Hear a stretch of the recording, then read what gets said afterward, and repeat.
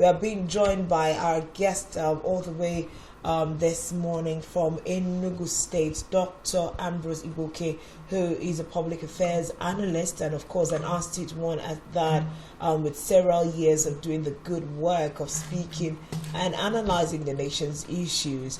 He'll be joining us this morning from Enugu, of course. We'll still be talking about cabinet reshuffle. Now, we've seen the fact that the presidency has come forward to try and attempt to explain, why the presidency did what the presidency did. We'll look into some of the details and still try to, pick the minds of Nigerians as to how well we have welcomed this move of the federal government, of course. Good morning, Dr. Iboke. Good to have you on Rise and Shine this Friday morning. That, so it's a baptism, sort of. Good morning, Doctor. Good morning. It's good to be here. Can you hear me? Yes, loud and clear. Good to have you too. How is Enugu this morning?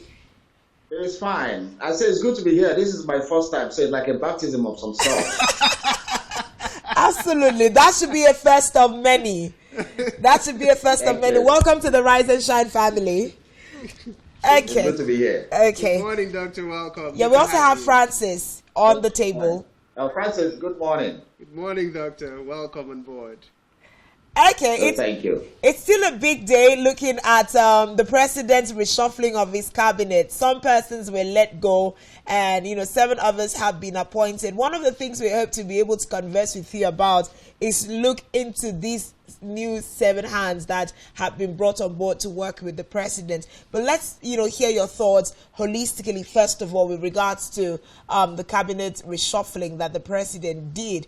Do you think that it missed the mark or achieved, a perceived goal, as it were? Some of these persons that were let go, do you think that they were the necessary hands to be let go, or the president might have done a better search? Well, firstly, we want to maybe cast our mind back that when we were talking about the president's cabinet last year, it was very clear that the cabinet was over-bloated. There were too many people. Why the Constitution agrees that at least we must get one person from each state to get a sort of balancing, that is 36 states, plus the FCT, that's 37. But the president went ahead to actually name over 40 ministers. And before we knew what was happening, there were 48 of them. And perhaps it can go down to history as the highest number of cabinets that we have ever had in Nigeria. Mm-hmm. And this is uncalled for. The same government said a serious austerity measures by removing first subsidy immediately, by floating the naira, by increasing taxes, by increasing interest rates, by creating more poverty, by dipping more Nigerians in poverty. And then, sometime 2 months ago, 3 months ago, they came up with, we need to tighten our belts. Only the citizens will tighten their belt. But we saw when the president went for the climate change conference in Doha, we found out that they went with an over-bloated entourage. They came back and said, there's a circular that people should not be going with a certain number of entourage. Yeah. Now, what has happened is that the government at the federal level is, engaged in profligacy. They want to renovate the deputy vice president's mansion and build a new one. With so much humongous amount of money, they bought a brand new presidential jet, bought a brand new presidential yacht. And this is in the midst of poverty. Then they kept devaluating the naira in the name of the so-called floating of the naira. They removed subsidy on electricity. Nigeria's factories, in the last 1.5 years, so many industries have closed shop and left the country. And so unemployment has moved so high. And we have lost our currency. The rate of, by the time they took over, fuel was like 165, 170. Now it's almost having more than 600% increase. So when they came up with the Orosanya report, that they wanted to do something with the Orosanya report, which among other things prescribed that some ministries should be scrapped, some should be merged, and some returned to commissions, even some commissions, agencies should be returned to their parent ministries and the rest. we were a little bit jubilant, thinking that they were serious about these things. And by the time you do your national report, if you implement it fully, you'll find out that we don't need more than 18 ministers, substantive ministers. The rest of 18 of them can be ministers for state, if the constitution says must have 36. But we still had over there. Now, it did cabinet reshuffle after 1.5 years in government. So we're thinking, but first of all, most of the ministers in Tinubu's government are not working.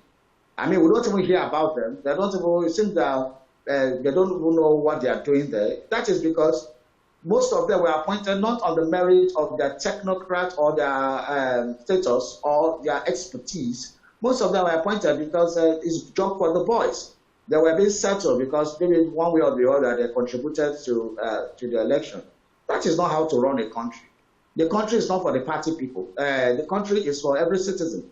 And we can draw an example of what happened in Obasanjo's time, where even opposition party members were appointed, people were, brought in, APP that time, even the ACN that time, AD. I remember but the late Bolegi was brought in as a Minister of Justice, even though he was a very prominent member of the opposition.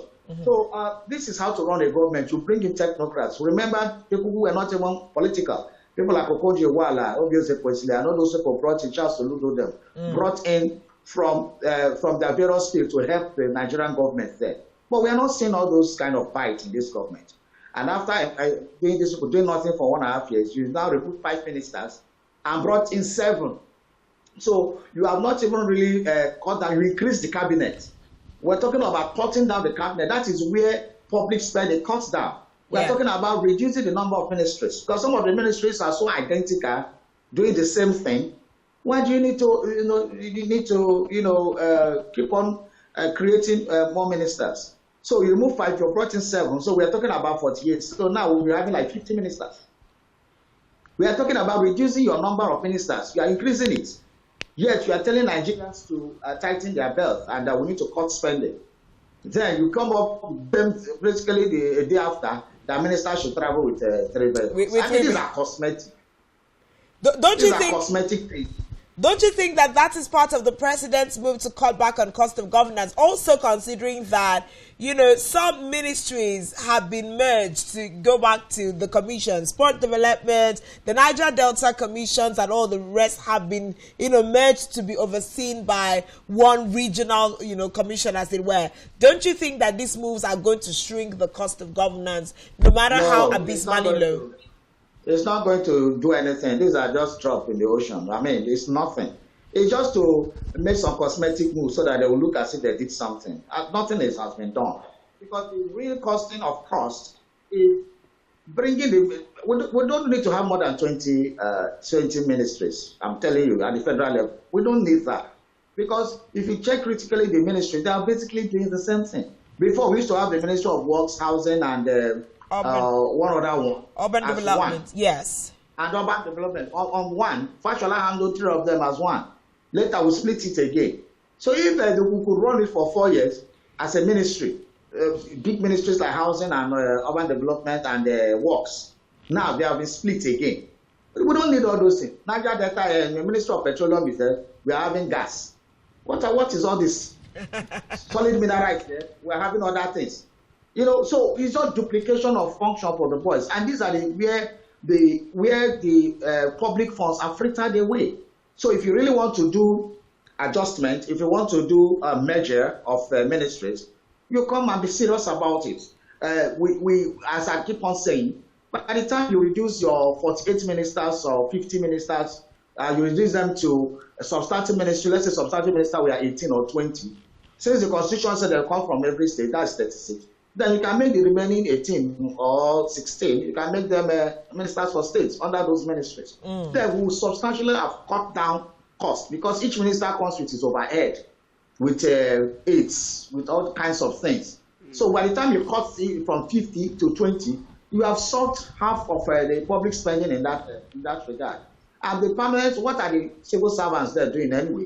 We have competent civil servants who can run the ministries, from the permanent secretary to the directors to the other staff. So why bring in huge political appointees? Why even create ministries? We are creating ministries of livestock. We created a new ministry. Meanwhile, there was a ministry of agri. So what's the Ministry of Agri? So will you keep on creating Ministry of Livestock? You will create Ministry of Crop Production. And maybe the next time we'll consider creating Ministry of Fish Production. So, but, and it still goes on. But we have a problem. Fertilizer distribution.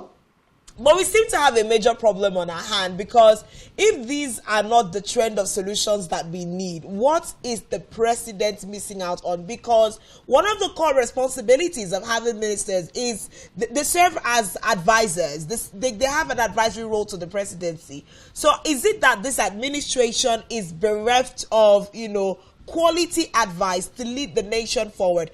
And we can't keep having these conversations of cut back on your cabinet, and we rather see some more bloating going on. How and why isn't the president addressing the real issue on the table?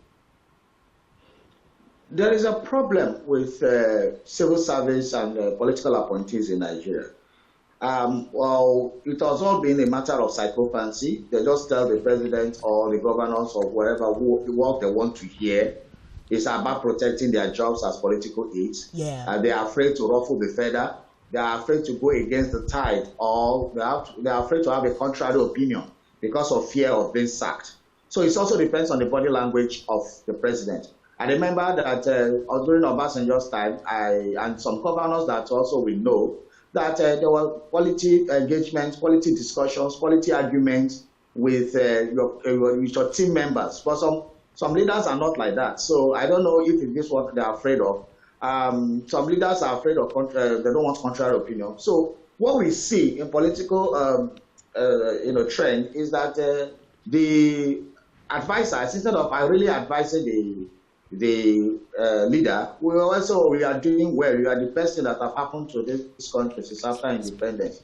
You are God sent, telling them all kinds of adulations, showering them with all kinds of adulations. So instead of doing the work, and that is because you have employed political loyalists, you have employed political healers. That's what they are called, the healers. So, but on the other hand too, there's also the flip side of it.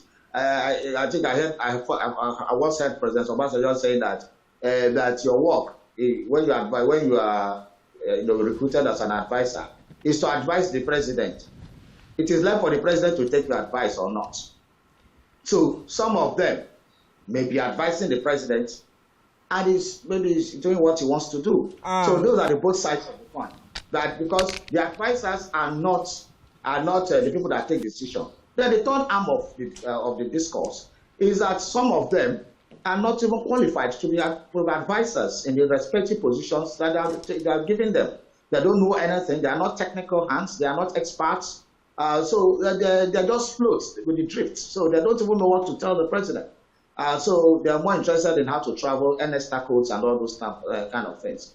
So that is where we find ourselves as a nation, where the proper people with the proper expertise are not put in the proper places. Okay, so Doctor, going forward, a lot of issues you've thrown up this morning, and it aligns with the aspirations and some of the things the Nigerians are saying. It seems, rather than cut the cost of governance, we are picking a lot more bills. And in as much as the president might say, oh, we are cutting down on the number of vehicles, the question of implementation will still come in. Remember the last time the president cut down on the number of people he's supposed to travel with? That his is 83. That of his wife, that of the vice president. If we are to look into the numbers, we'll see that implementation has not been done. So if that is the issue, how can we change the narrative going forward? Given the opportunity to speak one-on-one to Mr. President, who, of course, as said, is aware of everything that is happening in the media space, whether mainstream or social media, how would you advise them to act differently for us to get to where we are headed as a country? I think the president have enough people to advise him. That's why they are being paid from taxpayers' money. They are earning a lot of salaries and emoluments and allowances. So they should do their job, and they know what to do. But they are focused on, instead of alleviating the poverty of Nigeria, making Nigeria better, they are rather focused on doing what the IMF and the World Bank tells them to do. And the World Bank and IMF, especially the IMF, is telling them to do things that are hurting the citizens of this country, telling them to cut off subsidy on electricity, cut off subsidy on fuel, increase taxes, increase interest rates. So all those things being implemented are to keep the economy. And I think we should have enough historical background to know that the IMF does not mean well for Nigeria. All their interventions in Nigeria has hurt Nigeria. When we had the structural adjustment program, it was the IMF prescription. That structural adjustment program, that singular policy, killed off all our industries. And at the time we're entering the 1990s and the mid, all our industries started dying. By the time we're coming out from the 90s to the millennium, we have lost all our industries, from the steel plants, from the automotive plants, from the textile industries, from the agriculture, everything from the transportation, our Nigeria Airways, our Nigeria Shipping Line, the DSS plant at Jakarta, everything went down the drain. And our refineries stopped working. And then we transited from a production country that were exporting goods to a consumption country that were importing toothpick and tissue papers. That's what IMF did to us. So they have come back this time around to finish us. There were some these prescriptions, Buhari refused to implement them. I don't know why Tinubu is implementing them. And these are the things. And then last week they say we are doing well. These people that say you are doing well, the IMF is mostly run by Europe. Europe is always the person who becomes the IMF president, and the World Bank president always comes from people who are appointed by the United States. These people go to their country. It's heavily subsidized. They subsidize their citizens. They subsidize the health through health insurance. They subsidize housing. They subsidize electricity, gas, and all those things. They even subsidize laziness. I'll keep on repeating this. You see in America, somebody does not have work at 18, you start earning from the social security. You see a girl having 5 children in the house, and then they keep paying her for having children and all those things. We are talking about our legitimate people who want to do legitimate work, don't even see work to do. And there are countries that are subsidizing their own lazy citizens. They are telling you that your own hardworking citizens should pay multiple taxation to remove the subsidy and the rest. The primary responsibility of government is the security and welfare of the citizens. Where is the welfare approach of this government? It's none. Rather, they are focused on inflicting pains and listening to IMF and to crumble this economy and take capitalists to take over. Everywhere in the world, the welfare of your citizens is not left for businessmen and capitalists. So, just to wrap this up this morning, we go to regulate, make sure that the price is good. So, Dr. Igboke, just to wrap this up this morning, part of the conversations about cabinet reshuffling is the fact that it missed the goal of having, an economic impact. There is no part of these, reshuffle that had a strong statement to the economy. Generally, you have already, gone there, highlighting some of the economic policies of the Tinubu-led administration. But part of the conversation is also the fact that if we give these policies some more time, it is going to, yield a better economic harvest for, Nigeria. The IMF, the World Bank, and everybody is beginning to say these things. Don't we think that we should give this, administration some room for them to continue to implement their policies? When you have policies that don't have safety nets, when we have policies that don't have long-term, short-term approaches, we just tell you to do something. The country is not run that way. A country is not a game of casino. It's not a try-your-luck game. It's not a lottery. Whether you play, then whether it will win. Okay, let's wait whether we will win or lose. That is not how to run economic policies. Economic policies you have to put in all the things we have done so far, knee-jerk approaches. The World Bank just come do a report, send to us, and we implement. Where is our own homegrown economic policy? We don't have one document they call ERG. What is that? So what we are saying, we don't have any strong economic plan. Tomorrow we say the PDCs are the ones causing fluctuation in forex. Tomorrow we say it is something else. It's not how to run an economy. Policy somersault every day. So the World Bank prescription and the IMF prescription is not going to take us anywhere. So if we are going to wait for this government to have results, the result they are going to have is more hardship, more bitterness for the more suffering, and they're going to plow us into a deep poverty pit that we may not be able to come back even in the next 50 years. So there's no need to wait. We need to start unbundling some of these policies and trying to see how we can undo some of the damages that have been done in the 1.5 years that have passed. And that means stop listening to IMF and start doing your homegrown economics to ensure that your people do not suffer, because that is why you are there in the first place. Stop listening to the IMF and generate your own homegrown economic policies. Strong words by Dr. Ambrose Igboke this morning. It's been such a great time speaking with you on Rise and Shine, looking at the activities of the federal government this morning. Thank you very much, Dr. Igboke, for your time. Thank you for having me on the show today. All right. Do enjoy the rest of your day.